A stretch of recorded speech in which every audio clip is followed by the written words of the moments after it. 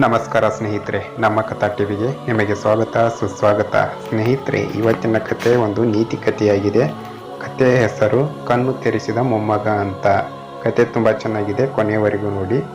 ಹೊನ್ನಾಪುರದಲ್ಲಿ ಹೊನ್ನಪ್ಪನೆಂಬ ರೈತನಿದ್ದ. ಮಕ್ಕಳು ಸಾಕಿದ್ದ. ಅದಕ್ಕೆ ಹೊನ್ನಮ್ಮನೆಂದು ಹೆಸರು ಕೂಡ ಇಟ್ಟಿದ್ದ. ಹೊನ್ನವು ಹಾಕಲಿ, ನೀರು ಕುಡಿಸಲಿ, ಬಿಡಲಿ ತಕರಾರು ಮಾಡುತ್ತಿರಲಿಲ್ಲ. ವರ್ಷಕ್ಕೆ ಮುದ್ದಾದ 2 ಕರು ಇಳಿಯುತ್ತಿತ್ತು. ಹೊನ್ನಪ್ಪ ಅವುಗಳನ್ನು ಮೇಯಿಸಿ ಅಮೀನಗಡದ ಸಂತೆಯಲ್ಲಿ ಮಾರಿ ಬರುತ್ತಿದ್ದ. ಆಕಳು ಕೊಡುವ ಹಾಲು, ಮೊಸರು, ಬೆಣ್ಣೆ, ತುಪ್ಪವನ್ನು ತಿಂದಷ್ಟು ತಿಂದು ಉಳಿದದ್ದನ್ನು ಮಾರಿ ಮನೆಯ ಖರ್ಚು ನಿಭಾಯಿಸುತ್ತಿದ್ದ. ಹೊನ್ನಮ್ಮನಿಗೆ ನೇಗಿಲು ಹೂಡಿ ಹೊಲವನ್ನು ಬಿತ್ತುತ್ತಿದ್ದ.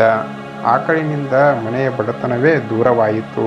ಹೆತ್ತ ತಾಯಿ ಋಣ, ಕಾಳು ಕೊಟ್ಟ ಭೂಮಿಯ ಋಣ ತೀರಿಸುವುದು ಆಕಳು ಋಣ ತೀರಿಸಲಾರೆ ಎಂದು ಹೇಳುತ್ತಿದ್ದ. ದಿನಗಳು ಕಳೆದವು. ವಯಸ್ಸಾದ ಹೊನ್ನಪ್ಪ ತನ್ನ ಮನೆ ಹೊಲದ ಜವಾಬ್ದಾರಿಯನ್ನು ಮಗ ಯಮುನಪ್ಪನಿಗೆ ವಹಿಸ್ತಾನೆ. ತಾನು ಮೊಮ್ಮಗ ಚಂದಪ್ಪನೊಂದಿಗೆ ಆಕಳು ಮಾಡಿದ ಉಪಕಾರದ ಬಗ್ಗೆ ಹೇಳ್ತಿರ್ತಾನೆ. ವಯಸ್ಸಾದ ಆಕಳನ್ನು ತಾಯಿಯಂತೆ ನೋಡಿಕೊಳ್ಳುತ್ತಿದ್ದನು. ಇದರಿಂದ ಮೊಮ್ಮಗನಿಗೂ ಕೂಡ ಆಕಳವೆಂದರೆ ತುಂಬ ಪ್ರೀತಿ ಬರುತ್ತದೆ. ಆ ವರ್ಷ ಬರಗಾಲ ಬಂತು. ಕೆರೆ, ಹಳ್ಳ, ಬಾವಿ ಬತ್ತಿದವು. ಹೊಲದಲ್ಲಿ ಬೆಳೆ ಇಲ್ಲ, ತಿನ್ನಲು ಕಾಳು ಕೂಡ ಇಲ್ಲ. ಊರವರು ಮಳೆ ಬೆಳೆ ಬಂದರೆ ದನ ಕರು ಹೊಟ್ಟೆಗೆ, ಇಲ್ಲದಿದ್ದರೆ ಹೊರಗಟ್ಟಲೆ ಎಂಬ ಹಿರಿಯರ ಮಾತು ಸುಳ್ಳಲ್ಲ ಎಂದು ಎತ್ತು, ಎಮ್ಮೆ, ಕುದುರೆ, ಕೋಳಿ ಯಾವುದನ್ನು ಇಟ್ಟುಕೊಳ್ಳದೆ ಪೇಟೆಯಲ್ಲಿ ಮಾರಿ ಕಾಳು ತಂದರು. ಆಗ ಯಮುನಪ್ಪನು, ಹೌದಲ್ಲ, ನಮ್ಮ ಮನೆಯಲ್ಲೂ ಮುದಿ ಆಕಳಿದೆ, ಮಾರಿ ಬಂದರಾಯಿತು, 4 ಕಾಸು ಬಂದರೆ ಹೊಟ್ಟೆ ನೆತ್ತಿಗಾಗಿಬಿತ್ತು ಎಂದು ಆಕಳು ಕಾಲು ಕಟ್ಟಿ ಬಂಡಿಯಲ್ಲಿ ಏರಿಸಿದನು. ನೀರು ಮೇವು ಇಲ್ಲದೆ ಎಲುಬಿನ ಗೂಡಾದ ಆಕಳು ತಾನು ಇಷ್ಟು ದಿನ ದುಡಿದ ಋಣ ತೀರಿತು. ಮೇವು ಹಾಕಿದರೂ ನೀರು ಕುಡಿಸಿದರೂ ಜೀವನ ಮುಗಿಯಿತು. ತಂದೆಯಂತೆ ಸಾಕಿದ ಹೊನ್ನಪ್ಪ ಅವನ ಮಕ್ಕಳನ್ನು ದೇವರು ಚೆನ್ನಾಗಿ ಇಡಲಿ ಎಂದು ಜೋರಾಗಿ ಅಂಬಾ ಎಂದು ಕೂಗಿತು. ಆಕಳ ಧ್ವನಿ ಕೇಳಿದ ಮೊಮ್ಮಗ ಚಂದಪ್ಪ ಓಡಿ ಬಂದು, ಅಪ್ಪ, ಈ ಆಕಳನ್ನು ಎಲ್ಲಿಗೆ ಒಯ್ಯುತ್ತಿ ಎಂದು. ಯಮುನಪ್ಪನ ಮಗ, ಆಕಳಿಗೆ ವಯಸ್ಸಾಯ್ತಲ್ಲ, ಹಾಲು ಕೊಡುವುದಿಲ್ಲ, ಗಳಿಗೂ ನಿಲ್ಲುವುದಿಲ್ಲ, ದಂಡಪಿಂಡ, ಇದನ್ನು ಪೇಟೆಯಲ್ಲಿ ಮಾರಿ ಬರುವೆ ಎಂದ.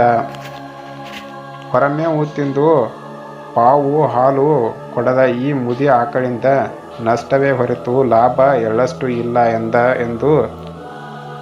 ಎಂದು ಅಪ್ಪ ಹೇಳಿದ. ಅಪ್ಪ ಹೇಳಿದ ಮೇಲೆ ಇರು ಎಂದವನೇ ಅಜ್ಜ ಹೊನ್ನಪ್ಪನನ್ನು ಕರೆದುಕೊಂಡು ಬಂದು ಗಾಡಿಯಲ್ಲಿ ಕೂಡಿಸಿದ. ತಂದೆ ಕೇಳ್ತಾನೆ, ಇದೇನು ಅಜ್ಜನನ್ನು ಏಕೆ ಕರೆತಂದೆ, ಗಾಡಿಯಲ್ಲೇ ಕೂಡಿಸಿದೆ ಎಂದು ಕೇಳ್ತಾನೆ. ಮುದಿಯಾದ ಮೇಲೆ ದಂಡಪಿಂಡ ಎಂದೆ.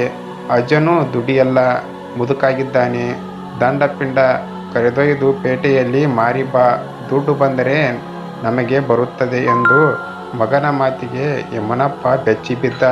ಅಯ್ಯೋ, ಇದೇ ಪಾಳೆ ನನಗೂ ಬಂದಿತ್ತು ಎಂದವನೇ ನಾಚಿಕೆಯಿಂದ ಆಕಳನ್ನು, ತಂದೆಯನ್ನು ಗಾಡಿಯಿಂದ ಕೆಳಗಿಳಿಸಿ ತನ್ನ ಮಾತು ಪರಿಸಿದ್ದಕ್ಕೆ ಪುಟ್ಟ ಬಾಲಕ ಚಂದಪ್ಪನಿಗೆ ಕುಣಿಯುತ್ತಾ ಅಜ್ಜ ಹೊನ್ನಪ್ಪನ ಕೈ ಹಿಡಿದು ಆಕಳನ್ನು ಹೊಡೆದುಕೊಂಡು ಮನೆಯೊಳಗೆ ಬಂದ.